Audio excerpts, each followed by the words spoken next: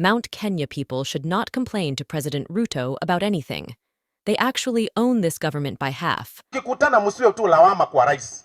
Niwakumbushe, naibu wa rais anatoka mlima Kenya. Majority leader anatoka mlima Kenya. Waziri wa treasury anatoka mlima Kenya. Waziri wa maji anatoka kwa mlima. Waziri wa shamba anatoka kwa mlima. Nyinyi Chief Justice wa Jamhuri ya Kenya anatoka mlima Kenya. Majority leader anatoka mlima Kenya. Nyinyi mkikutana munaenda kulaumu rais. Endeni muitane mkutano na hao viongozi wote, muwaeleze shida gani munataka wawafanyie. You control the government, you control the country. You actually own half of this government. You have no reason to complain. You have no reason to bring unnecessary squabbles to the national government. Tafadhali tuheshimiane. Heshimu rais, uitisha hao viongozi maendeleo. Nyinyi ndio mna run government. Sisi wengine tulishajikubali, lakini muache ku. These are words from Sylvanus Osoro, Aaron Cheruiyot, and Oscar Sudi. This people own Ruto government. They have Attorney General, Chief Justice, Cabinet Secretary Agriculture, Majority Leader Parliament, Interior Ministry, and many other government institutions. They said this in response to Gachagua's recent complaint on revenue sharing. Resources are about people. The whole issue of resources is about people. The more you are, the more taxes you pay. And it goes without saying, the more taxes you pay, when it comes to sharing, you share more. It cannot be a constituency like Roiro, ambaye iko na watu almost 800,000, inapewa similar amount ya CDF with a constituency iko na watu 14,000. Is it fair? We want equality and equity. Never, my people, never allow us to be divided. Let us stay united. And the strength of this region, politically, economically, socially, lies in our unity. Gachagua recently made a statement regarding the Mount Kenya region's complaints. He said that national revenue should be shared according to population. He said the more the people, the more the revenue they contribute to national kit. Hence, should share more. According to Osoro, leaders from Mount Kenya should shut up and work for their people and Kenyans at large. Before we continue, take a few seconds and subscribe to our channel. You can also write a comment. What do you think? Are Mount Kenya people justified to complain despite holding top key positions in national government? Write in the comments section. Like this video and turn on notification. Thank you so much. Now guys, let's dive in. Mambo na ukabila. Tafadhali. Nimeona jana akina Mshomba wakiongea pale Limuru 3. Badala ya kwenda kuongea mambo ya kahawa na nini kwa sababu mwarakishe kwa bei, wanataka kugawa watu. Hiyo mambo ya tumbo yako wewe wa mjomba na wao wengine, mwenye mnatumwa kwa sababu ya tumbo yako peke yake, hatuwezi kukubali katika taifa la Kenya. Tunataka umoja, tunataka watu washikane na ikuwe ni Kenya moja. Si ni kweli jamani? Sasa wakienda pale wanapangana ati unajua sisi kama Wakikuyu tunataka sasa tena tufanye nini? Mimi nauliza nyinyi Wakikuyu. Nyinyi mko na shida hii dunia? Sisi mmekuwa rais, Kenyatta amekuwa rais. Kibaki amekuwa rais. Uhuru amekuwa rais. Sasa hivi mko na naibu rais. Mko na tiketi yote. Wala kutumia hii kwanza unaanza kudanganya pale ati tunataka tupangane huko mbele. Unapangana kwanza mmoja kule nyengo wa mvuko. Simupange hii kwanza. Maneno na ukabila jamani. Tuachane naye. Na ndio unaona hata kuna wengine hapa nyumbani kwangu hapa. Unasikia wanasema ati huyu ni. Ukisikia mtu anaanza ukabila kwa mzingi ya Mkikuyu, atakuja aseme huyu ni. Mount Kenya voting bloc hold influential positions within the government, which they can use to address their issues. He emphasized that they actually own half of the government. Some of the key government positions held by leaders from the Mount Kenya region include Deputy President, Chief Justice, Treasury, Cabinet Secretary for Water, Cabinet Secretary for Agriculture, Cabinet Secretary for Land, and National Assembly Majority Leader. Osoro's message is clear. Mount Kenya leaders have the power to effect change within the government, and they should utilize their positions rather than complaining. Mtu yoyote ambaye bado katika hii karne ya 2024 unazungumzia siasa kwa jinsi ya ukabila peke yake, huyo ni mtu mshenzi ambaye hawezi afai hata kukaribia uongozi wowote. Sababu Wakenya wamejipanga. Siku hizi Wakenya wanaoana, wanafanya biashara, wanatembeleana bila kujali hata hiyo maneno ya ukabila na kusema wewe ni wa jamii gani.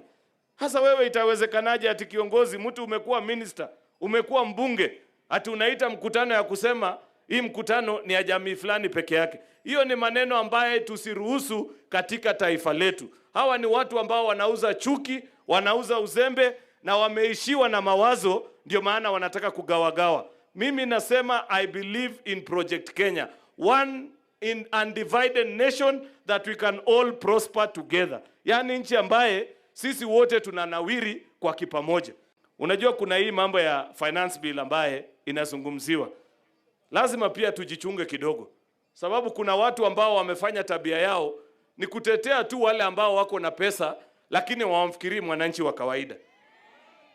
Unasikia mtu anazungumza na anasema, "Oh, mimi siwezi kubali kukatwa tena zaidi ya hapo." Yet katika taifa hii ndio mimi nisome, kuna wananchi walikatwa ushuru nikalipiwa masomo. Itawezekanaje saa hii wakati nimepata kazi nikatalie mshahara ili Mkenya mwingine afaidike? Hiyo ni vizuri kweli? Ya pili, hata hii mazungumzo ya mkate, wacha niulize tu, pengine sijui. Wangapi wenu hapa leo asubuhi walienda kwa duka wakanunua mkate? Hebu weka mkono juu. Weka mkono juu. Weka mkono juu. Sababu tunafanyiwa kesi ya mkate. Wacha niwaelezee. Unajua mkate kusemekana ikue tax exempted ni kusema si nyinyi mnakatwa ushuru mkinunua mafuta, mkipanda gari, ni kusema hiyo pesa yenye mnakatwa iende ilipie mwingine mkate ile asilipe bei ile ambaye anaweza. Na hiyo ndio ukweli wa mambo, tusidanganyane. Any tax exemption means that there are Kenyans who are benefiting at the expense of the majority who don't have a voice to say. So lazima tujue pia wakati tunazungumza Wakenya wagani wengi, wale wako na uwezo ya kwenda kwa duka kununua mkate, ama Mkenya wa kawaida kama nyinyi ambaye if we exempt basic commodities from VAT paying, anakatwa pesa, analipia mwananchi mwingine. Therefore, this tax conversation is not sincere without taking into consideration Kenya as a republic and those who have ability to pay and those who don't have ability.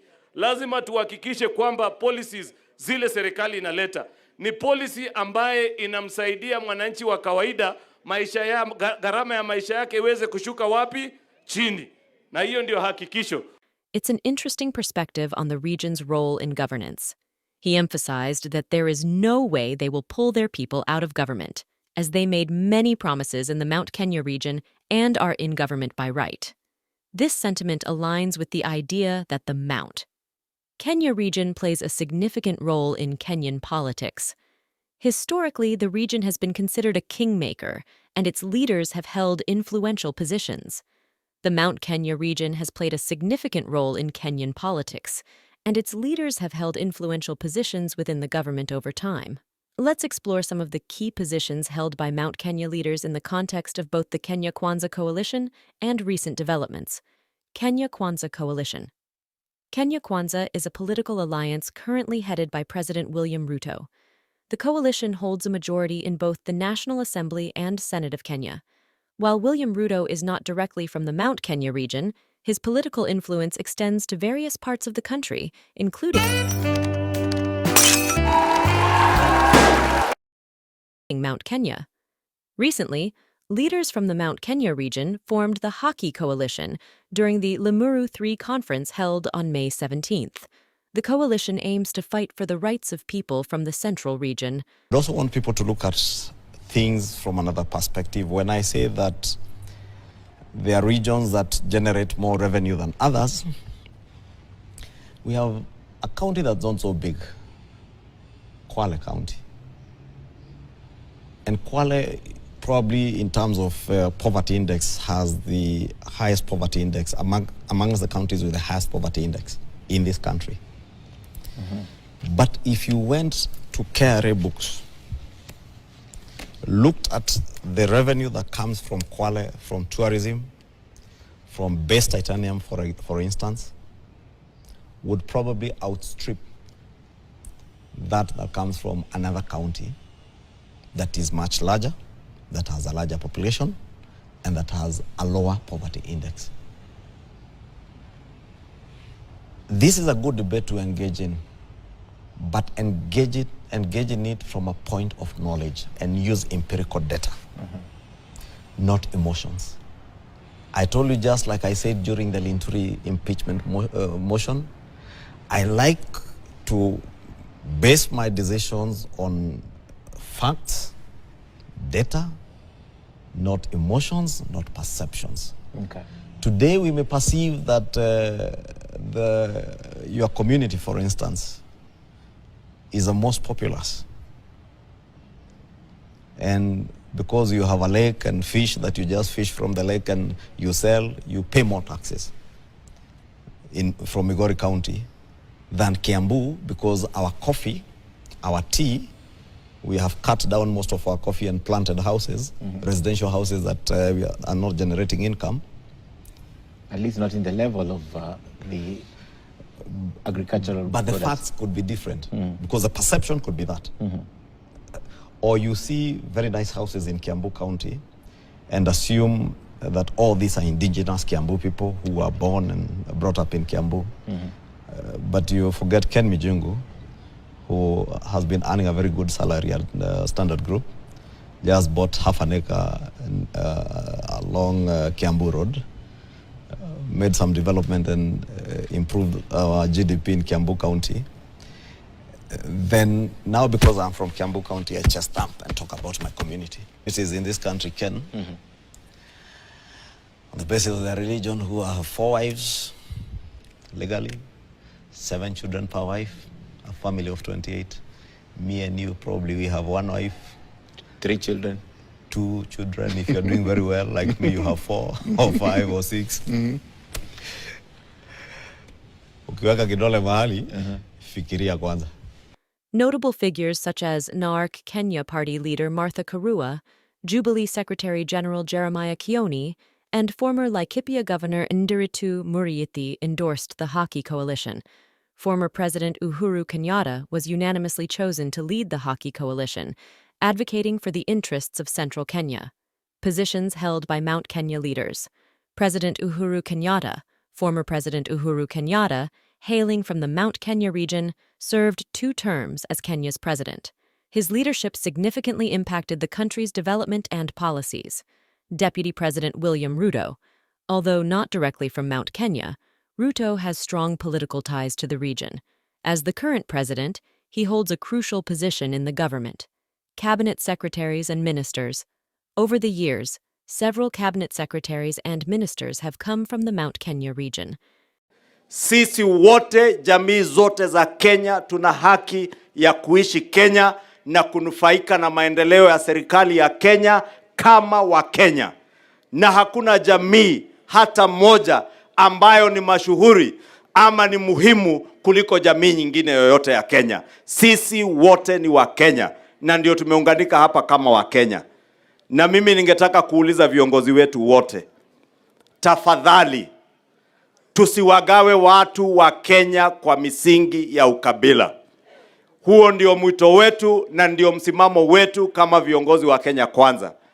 Na tunataka tuseme, kwa Kenya Kwanza hakuna nafasi hata kidogo ya siasa za ukabila. Na ndio nilisema hata wale walikuwa nafanya mikutano ya ukabila jana. Regional and ethnic politics is not only archaic and backward, but it has been passed by time. Regional, ethnic, balkanization politics, the politics of personality worship and personality-based politics is politics that is behind us. Looking ahead, as leaders in this country, we want politics on ideology, politics that will unite the people of Kenya as one united people in pursuit of prosperity for the benefit of the majority of the Kenyan people. Kweli si kweli? Sisi wote tunataka tu kuona maendeleo. Na maendeleo haina sura ati hii ni maendeleo imeletwa na mtu kabila hii ama dini hii. Maendeleo ni maendeleo. Leo hatujakuja hapa kushikana na ndugu yetu Malulu tukiangalia yeye ni wakona gani. Tumekuja tukijua tumetembea Kenya, tumekuja kusaidia ndugu wetu wa mama wa Kenya ambao ni mama yangu, kama vile mama yangu aliyeko Kikuyu ni mama. Na mama ako hapa pia ni mama yangu. Mtoto ako hapa, mama ako Kikuyu ni mama yake, sababu ni Mkenya. Rais wa Kenya ni rais wa Wakenya wote. Kweli si kweli? Sasa mnataka tukemee wale wa siasa ya ukabila? Tuambie riswa. Siasa ya ukabila? Siasa isiyo ya kuunganisha wa Kenya? Siasa ya personality cult? Tufanye siasa ambayo itaunganisha wa Kenya wote. These positions involve overseeing various government departments and ministries, such as finance, agriculture, health, and education. Members of Parliament, MPs. The region elects MPs to represent them in the National Assembly, actively participating in legislative processes. County governors. Mount Kenya comprises several counties, each with its governor responsible for local administration and development. Recent developments. During the Limuru 3 conference, leaders criticized President William Ruto's government for imposing hefty taxes and allegedly abandoning millions of hustlers. They expressed concern about economic, political, and socio-cultural challenges faced by the region. The conference attendees questioned Deputy President Gachagua's leadership and representation, terming him a failure and a puppet used by Ruto to ascend to power.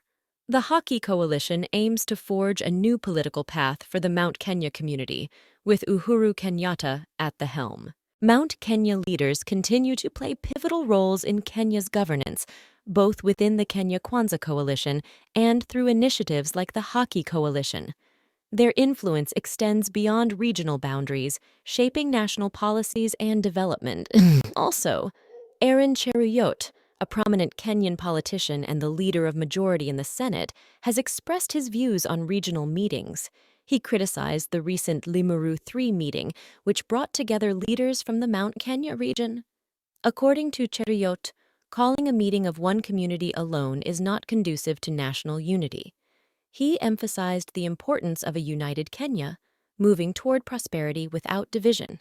Cheruiyot's stance aligns with the idea that divisive politics based on ethnicity or region should be avoided. As leaders, it is essential to focus on national development and unity rather than perpetuating divisions. Let's hope for continued dialogue and cooperation among all Kenyans. We have come to an end of this video. Subscribe if you have not yet subscribed to our channel. Like this video and turn on notification. We thank you so much for watching up to the end. What do you think? Should Mount Kenya people complain about Kenya Kwanza government, yet leaders from the region hold key government positions? Is it right for them to complain? Let's meet in our next video. Good luck.